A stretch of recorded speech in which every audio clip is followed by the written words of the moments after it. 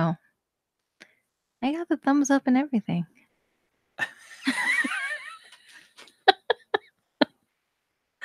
Hello, and welcome to the Alien Invasion number 259, recorded on Monday, April 8th, 2019.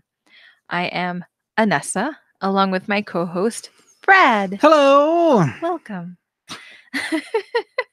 Welcome, one and all. As is our usual thing, we will be talking about aliens and alien related things like space in this episode. So, what sorts of things besides aliens and space? Well, that's pretty much it.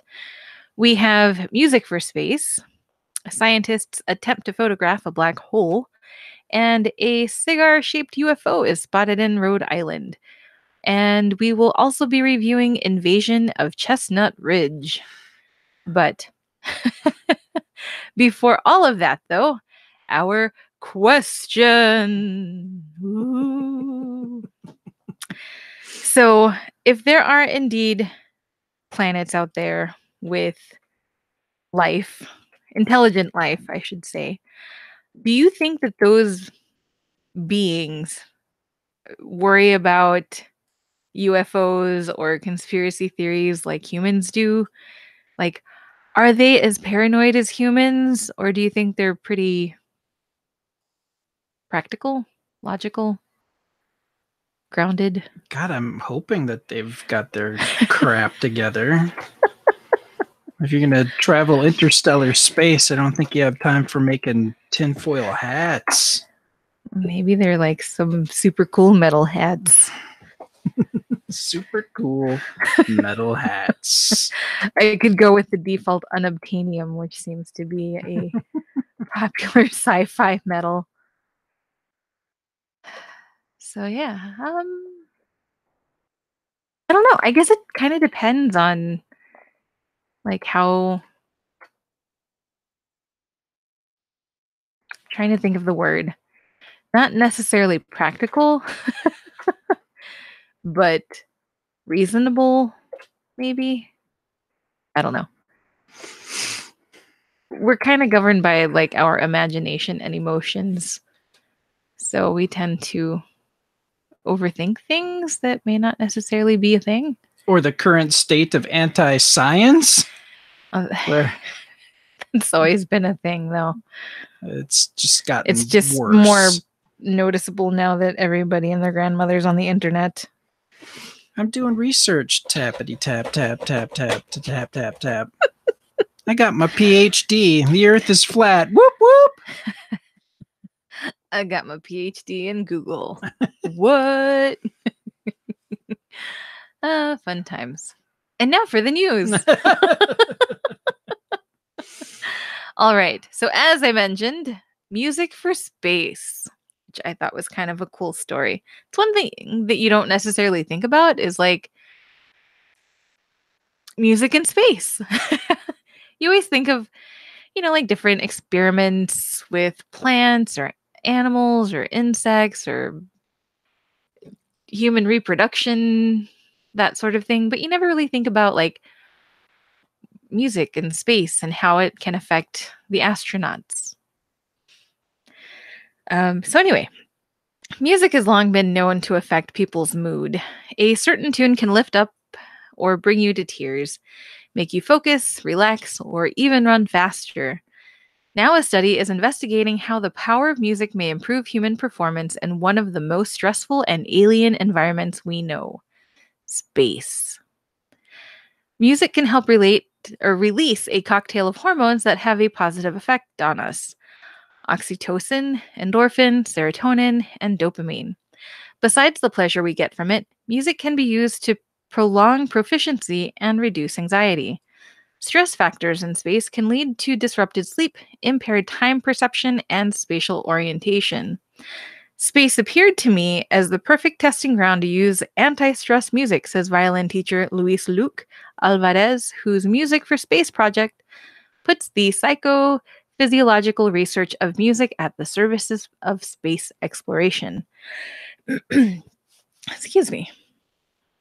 So, Could he scientifically select the best music to reduce stress of a crew member? Fast forward to the Music for Space experiment, which ran last year at DLR's Short Arm Human Centrifuge as part of the first Spin Your Thesis Human Edition. 10 volunteers rode on a centrifuge, being spun until they felt 1.5 times the weight of their bodies. Half of them listened to Beethoven's Ninth Symphony and the Planet Earth 2 soundtrack by Hans Zimmer, Joshua Klebe, and Jacob Shea, while the other 5 spun around with no music. Exposing people to repeated hypergravity could help us find countermeasures to maintain well-being on space exploration missions, says David Green, education coordinator at the European Astronaut Center in Cologne, Germany. Coping with hyperactivity or I cannot read. Coping with hypergravity is not always easy. Coping with hyperactivity is not always easy either. So True just story, bro. throwing that out there. That's what I was starting with, and that's what I'm going to finish with. All right.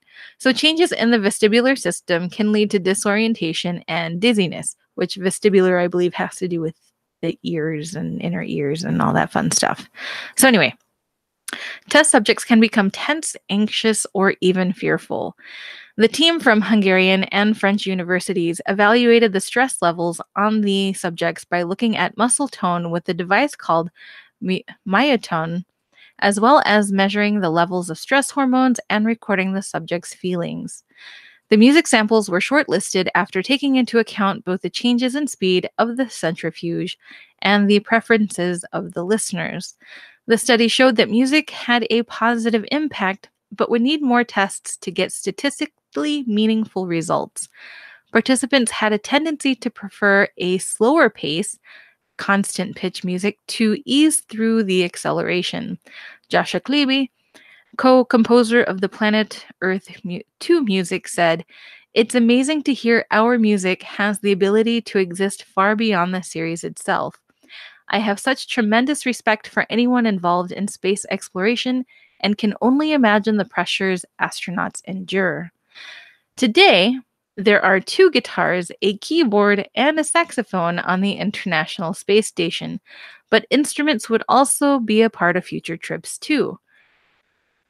Scientists have found that playing an instrument can result in immediate benefits to several brain functions, strengthening memory and reading skills, as well as increasing reaction times. Back on Earth, the Music for Space project aims to put the Space Music Library at the service of communities in distress. Music is not just leisure, it is a very special gift to humankind, to be used with care and intelligence, concludes Luis. And I got that from phys.org, physics.org, I guess. phys.org. If you want to read the rest of the story, I did cut some out. And they also have some videos that you can watch, people spinning around in a centrifuge, or at least dummies.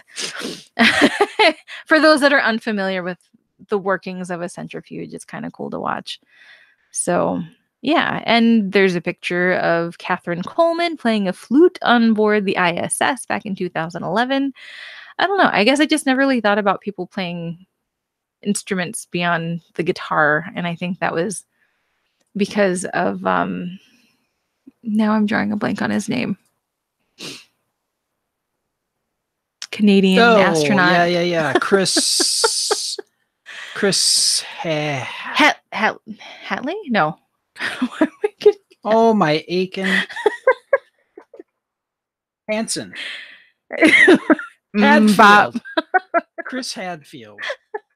We'll get there eventually. I'm sure somebody is listening to this show going, "It's Chris Hadfield, idiots!" Shouting, Hadfield! Hadfield! I'm sorry. Maybe Monday isn't the best day to record. Nah, well. But it seems to work for us. Keeps so it interesting. Yeah. Whoop, whoop. So yeah. Anything you'd like to add to the story? Not really. I think that I don't really think that this is study worthy. I think we've already determined that music can not necessarily alter your mood states, but like when I'm feeling really depressed, I try not to seek out like The Cure to listen to because I want to change my mood. So it only makes sense that if you're going to be traveling long distances in space, that you'd want to pick music that would try to keep your mood on an even keel. I suppose, but at the same time, like, I kind of feel like the stress might be a little different in space, and so maybe you wouldn't be as susceptible to music with space travel if you're being all vestibular-y and stuff. I don't know. I don't know. I thought it was an interesting study. I think the more interesting part would be to compare how much it can affect a person in space or even just going through the whole centrifuge process versus someone that's not under that sort of physical distress, and compare like how much of an impact it can have on both parties, or if you see more extreme results maybe with people in space because they're already under more stress, I would think, than probably someone here on Earth, Mm-hmm. So I think kind of seeing the differences that way and how it compares between the two sets of people would be Okay. kind of my thought process on the study. I know that's not what they were exactly going for, but that's what I would want to see out of it, is how does it compare? Yeah, no, I looking at it from that perspective, then yeah, I could see there being a benefit to that. So, and maybe further on down the road, once they kind of establish more statistics on people that are going through the centrifuge and having, like this physical outside stress on their body and mind, I guess, react to music. And then maybe they can take that further on down the road and be like, okay, this is how music on Earth has an effect on people. And even if they get like those same people to do the study, but you'd still need that. I don't know how you do the control. I don't know. But I think it would be interesting to see the differences between the two. Sure. Okay. No, that makes sense. Speaking of space, More space. more space. I like space. And this story comes to us from space.com. Here we go. The Event Horizon Telescope is trying to take the first ever photo of a black hole. Astronomers orchestrated radio dish telescopes across the world into an Earth-sized virtual camera for a bold new experiment attempting to deliver the first ever image of a black hole. The telescope collaboration is set to make a big announcement of results this week, and members also described their research approach at a talk in March. Now, the astronomers' idea is to photograph the circular, opaque silhouette of a black hole cast on a bright background. The shadow's edge is the event horizon, a black hole's point of no return. A picture is worth 1,000 words, and a photograph of a black hole would be an important tool for understanding astrophysics, cosmology, and the role of black holes in the universe. Now, if an astronaut laid an orange on the surface of the moon, the citrus fruit would be very difficult to view from Earth. Black holes are just as hard to spot, said Shepard Doleman?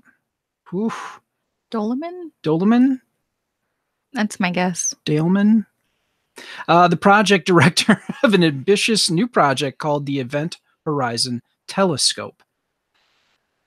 Shepard shared his anecdote with an audience at a panel at the South by Southwest Festival in Austin, Texas last month. Yeah. The event was called EHT, a planetary effort to photograph a black hole. one of the EHT targets is about 10% of the size of our solar system. Let's see. And this astrophysicist is from the University of Amsterdam. The supermassive black hole at the center of the Milky Way, called Sagittarius A star, is about the size of the orbit of Mercury. If a spaceship could zip astronomers out of the Milky Way, which is about 50 billion times bigger than Sagittarius A star, then spotting this black hole among the billions of other stars and planets in the galaxy would be quite tricky. To observe the supermassive black hole at the core of the supergiant elliptical galaxy, Messier 87, the EHT team had to turn Earth into a virtual telescope platform. That's because the power of the telescope to resolve images is limited to the size of its dish. And by using an array of instruments across the world, the team is effectively breaking up the dish and scattering the pieces globally to make one big space eye. Now, the coordinated observations will also be made in X-ray and gamma-ray bands. At the project's core, it's 200 scientists who want to answer two questions.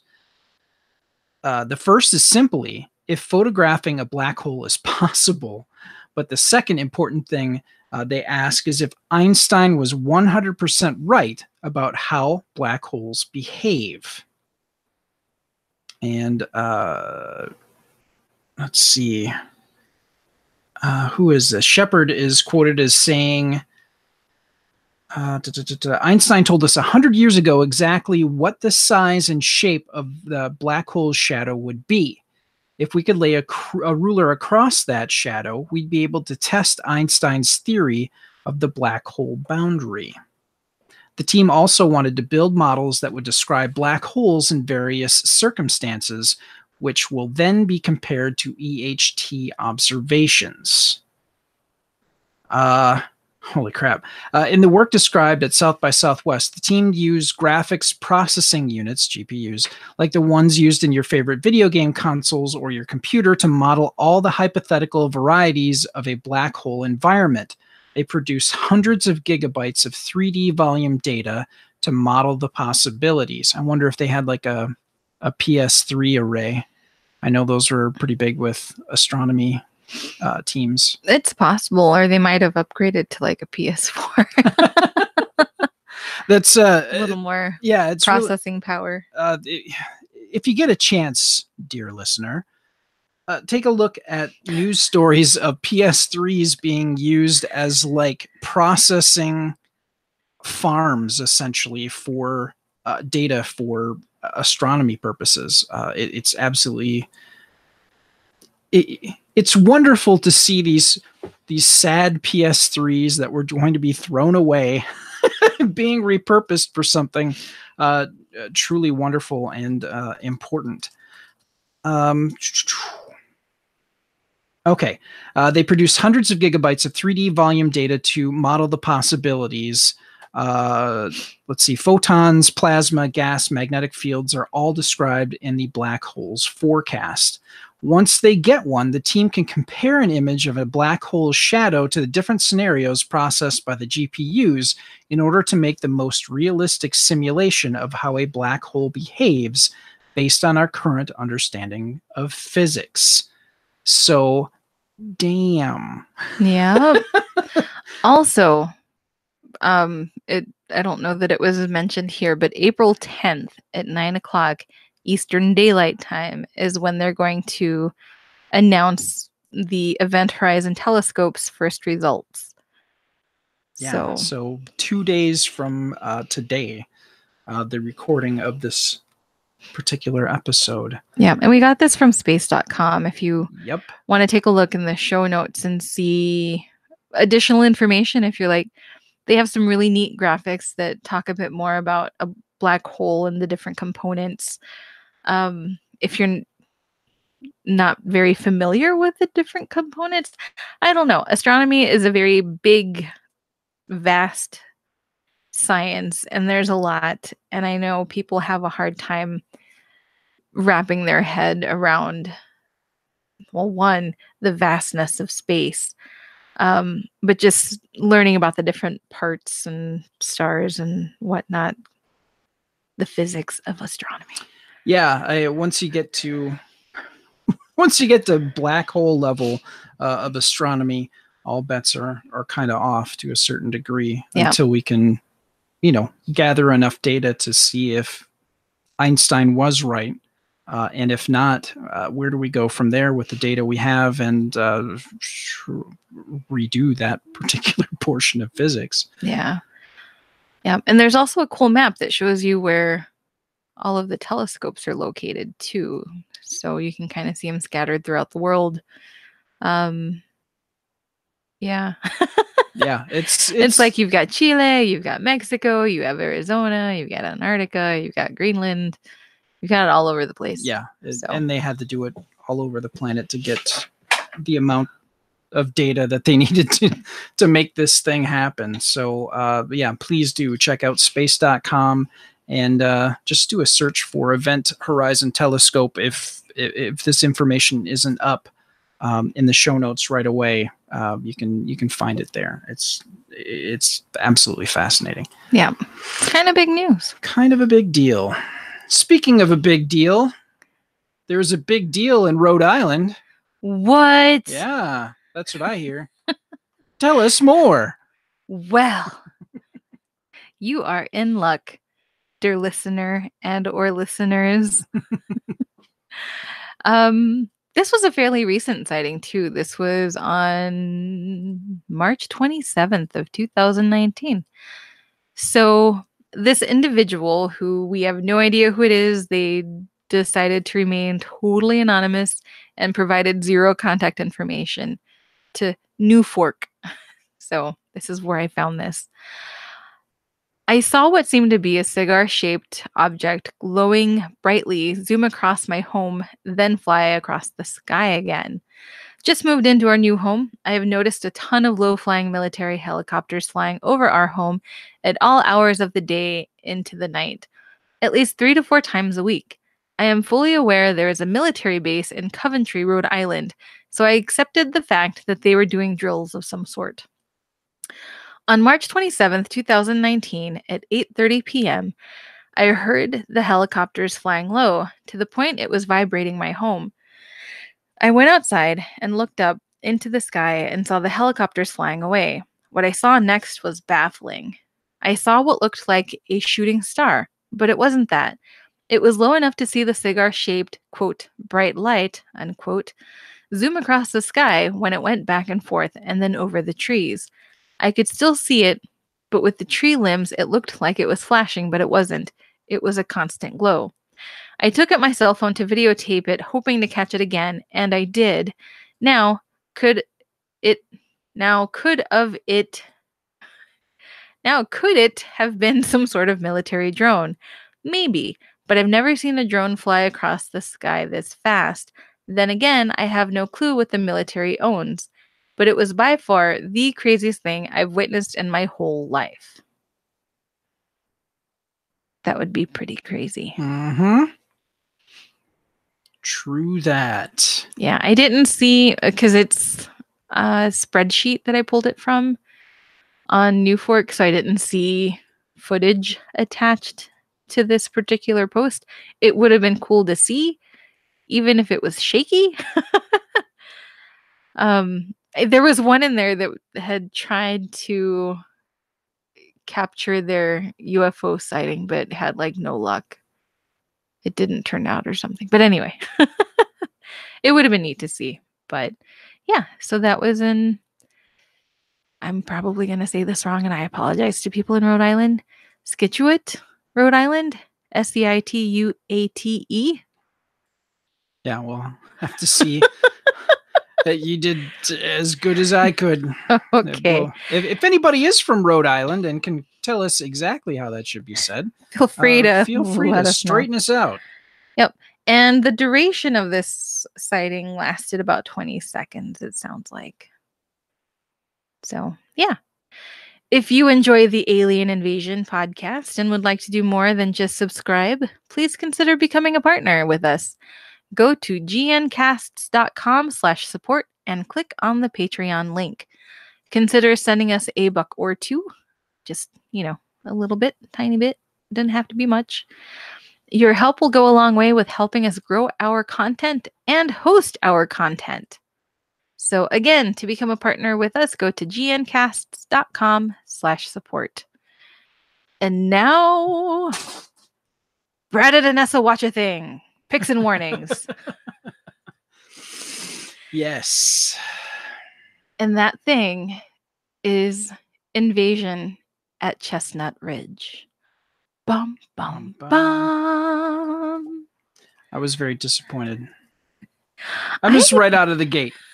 If you get a title that's Invasion at Chestnut Ridge, you shouldn't get Ghost Facers from Supernatural.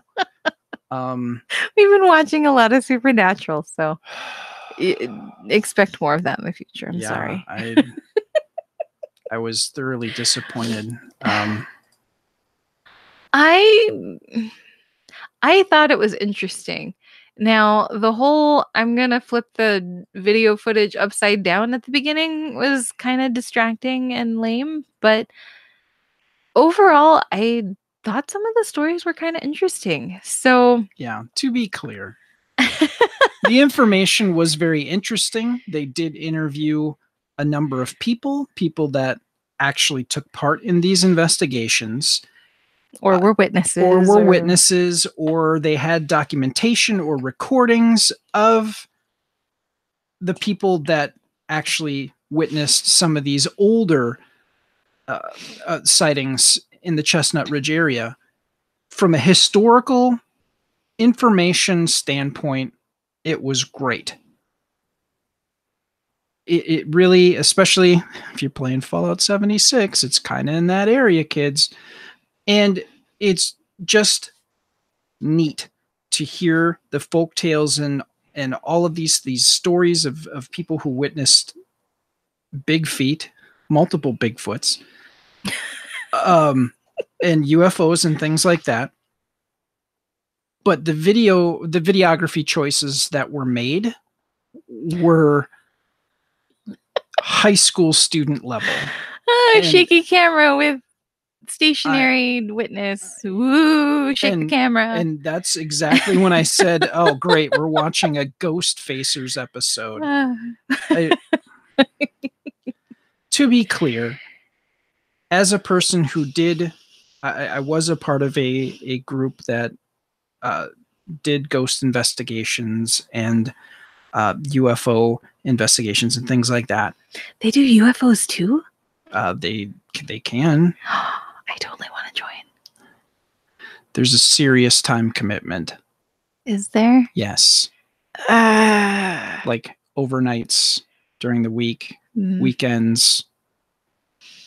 Once I became a father, that was done. That's a bummer. Anyway. But anyways, to the point. What was my point? My point was, you're documenting all these things. You're getting that data, that information. That's great. But if you're going to make a kind of a documentary, make better choices when you're filming stuff. And it really kind of felt like they were trying to go for reality TV, shaky cam, Blair Witch type found footage stuff. And it wasn't appropriate. It didn't fit. If you're about to talk to a dude who was a sergeant on duty or something like that somewhere, you don't shake your camera like you're getting electrocuted while you're doing the documentary. It's just it doesn't fit the tone. It doesn't, Maybe they got tased, bro. Well, he would have fallen over. He wouldn't have continued to stand. That's my biggest complaint. The information, the information given to the viewers of this particular thing was great. But the presentation, I give it a solid 2 out of 10. It made me sad. Yeah. The camera shakiness was, I think, probably what bugged me the most. But like Brad said, the information that they shared was really quite interesting. And they did try to do, I guess, kind of like artist renditions The of some of animations the, that they did were helpful and interesting. yeah, And they added to it for sure. yeah. And that was really nice because, you know, when people are describing something, you get 10 different interpretations of that one description. So to have individuals take the time to create what the person may have seen based on the information, and they're talking to these people. So I would think that these animations and images are probably pretty representative of what they saw. Um, yeah, I just kind of makes me want to go up to that area to see if I see anything, because it wasn't just, you know, like UFOs, but it seemed the not implication, but they kind of hinted at Bigfoot being tied with these UFO sightings, which I thought was really interesting. Because you don't always get that particular angle. It's usually like, oh, I saw Bigfoot across the pond there. But instead, you know, you've got like this light coming from the forest, and then you have like these Bigfoot type creatures with glowing eyes, which I thought was also really interesting. But yeah, I don't know. If you have an hour, I would recommend watching it. Don't let the shaky camera footage distract you from the stories being told. And just to hear from some people, one individual in particular who had an experience and was a UFO researcher up to a certain point, and he had this experience that just shook him enough to where he never wanted to do it again. He was like, I'm done. So I just, you don't necessarily hear that sort of story with hunters, I don't think. I could be wrong. If you come across any, send them my way. I'd love to watch them. So, all right. If you have any feedback to leave us, give us a call at 805 328 3966 or send us an email at aliens@gncasts.com. 805 328 3966. So I think that's going to do it for this edition of the Alien Invasion, a Galactic Netcast production. If you'd like to read more about the stories we covered on this episode or other content we've covered, click the links in the show notes. Also, I forgot to mention, we watched Invasion at Chestnut Ridge on Amazon Prime. Yes. So that's where we found it for streaming. We would like to thank Monkey Warhol for providing our intro music. It is a song called Alien Syndrome, and you can find it at monkeywarhol.bandcamp.com. Also to Rettvard von Dernberg, a composer from Germany, for our closing song called Be Water. Learn more about him and his music at thecaravel.net. And thank you to Ben Olson for recording our disclaimer audio at the start of this episode. Thanks, Ben. Thank you. Thank you, Rettvard von Dernberg and Monkey Warhol and all the people for listening. And thank you for joining us. So, final thoughts? Is it good to be flu free? Yes, it is good to be flu free. And also, we get to see Avengers in just a few weeks. Yep, we're going to see it on the 30th of April. Mm-hmm. On a Tuesday. On a Tuesday. $5 Tuesday. Whoop, whoop. So there you go. That's all I got on my mind right now. That and seeing Shazam, but that's for another day. For another day. All right. Thank you, and have a good night. Okay, Bye.